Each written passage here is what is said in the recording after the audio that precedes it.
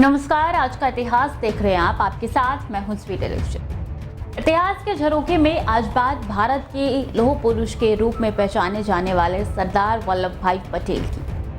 देश की आज़ादी के समय देश के एकीकरण जैसे भागीरथ कार्य को अंजाम देने के लिए जाने जाते हैं। वो देश के पहले गृह मंत्री थे। आज़ादी के समय भारत पाकिस्तान के बंटवारे की प्रक्रिया को सुचारू रूप से करने के अलावा उस समय देश भर में चल रहे हिंदू मुसलमान दंगों से निपटने के लिए उनका अविस्मरणीय योगदान था। उनके जीवन के आखिरी 2 साल उनकी सेहत के लिहाज से अच्छे नहीं थे, लेकिन उससे पहले वो अपने उस कार्य को अंजाम दे चुके थे जिसका बीड़ा उन्होंने खुद उठाया था। 15 दिसंबर को उनकी पुण्यतिथि आती है और इस बार 74वीं पुण्यतिथि होगी। आज 15 दिसंबर है और आज के दिन उनके 74वीं पुण्यतिथि है।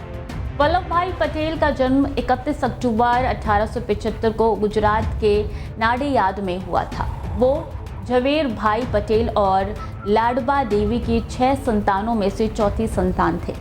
उनकी औपचारिक शिक्षा समय से नहीं हो सकी थी। उन्होंने मैट्रिक की परीक्षा 22 साल की उम्र में पास की। उन्होंने खुद के खर्चे पर ही अपनी पढ़ाई की योजना बनाई और इंग्लैंड जाकर बैरिस्टर बनने का सपना पाला और उसे खुद ही अपने दम पे पूरा किया। आज़ादी के बाद देश को एकजुट करने के बाद सरदार पटेल का देश विदेश तक में बहुत सम्मान हुआ था। उन्हें 1948 से 1949 तक नागपुर, इलाहाबाद, बनारस हिंदू यूनिवर्सिटी, उस्मानिया यूनिवर्सिटी, पंजाब यूनिवर्सिटी मानद डायरेक्टर की उपाधि दी गई।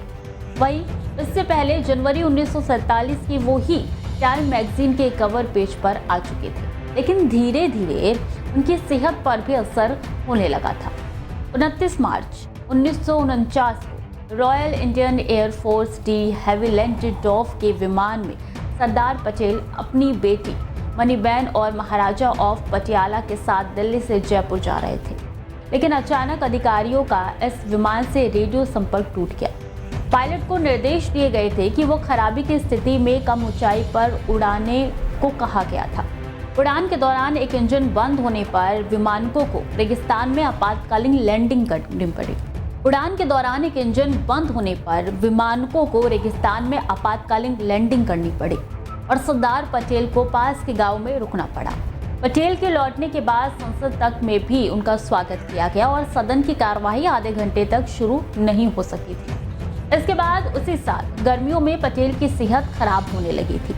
बाद में उनकी खांसी में खून आने लगा था। इसके बाद उनकी बेटी मीराबेन ने पटेल की कार्यविधि कम करने के साथ मीटिंग कम कर दी थी। इस समय तक पटेल को एक निजी मेडिकल स्टाफ देखभाल करने लगा था। बंगाल के मुख्यमंत्री विधान रॉय एक डॉक्टर भी थे और पटेल के साथ कुछ वक्त भी बिताया था उन्होंने। डॉक्टर विधान ने बताया था कि उस समय पटेल बहुत हंसी मजाक भी करते थे और मजाक में कहते थे कि उन्हें लगता है कि उनका अंत निकट आ गया है। पटेल की सेहत 2 नवंबर 1950 को बहुत ज़्यादा खराब हो गई थी और यहाँ से वो कई बार अपनी चेतना भी खोने लगे थे और कई बार वो बिस्तर पर ही ज़्यादा समय बिताने लगे थे। दिल्ली का मौसम उनकी सेहत को और ज़्यादा खराब करने लगा था, इसलिए डॉक्टर रॉय की सलाह पर उन्हें 12 दिसंबर को दिल्ली से मुंबई लाया गया था। जवाहरलाल नेहरू, राजगोपालाचारी, राजेंद्र प्रसाद और वीपी मेनन उन्हें विदा करने दिल्ली हवाई अड्डे पर आए थे। मुंबई में भी पटेल का बहुत ही जोरदार स्वागत, लेकिन पटेल उस समय बहुत ही कमजोर हो गए थे। उन्हें एयरपोर्ट से बाहर वो अभिवादन करने की स्थिति में नहीं थे। वहां से उन्हें सीधे बिरला हाउस ले जाया गया, लेकिन उनकी तबीयत में सुधार नहीं आया था। उन्हें एयरपोर्ट से बाहर वो अभिवादन करने की स्थिति में नहीं थे। वहां से उन्हें सीधे बिरला हाउस ले जाया गया, लेकिन उनकी तबीयत में सुधार नहीं आया था। 15 दिसंबर को सुबह 3 बजे उन्हें दिल का दौरा पड़ा, जिसके बाद तकरीबन 10 बजे उनका निधन हो गया। और आज भी सरदार वल्लभ भाई पटेल को हर कोई याद करता है। आज उनकी पुण्यतिथि है। डेली 24 भारत की तरफ से उनको शतत नमन है।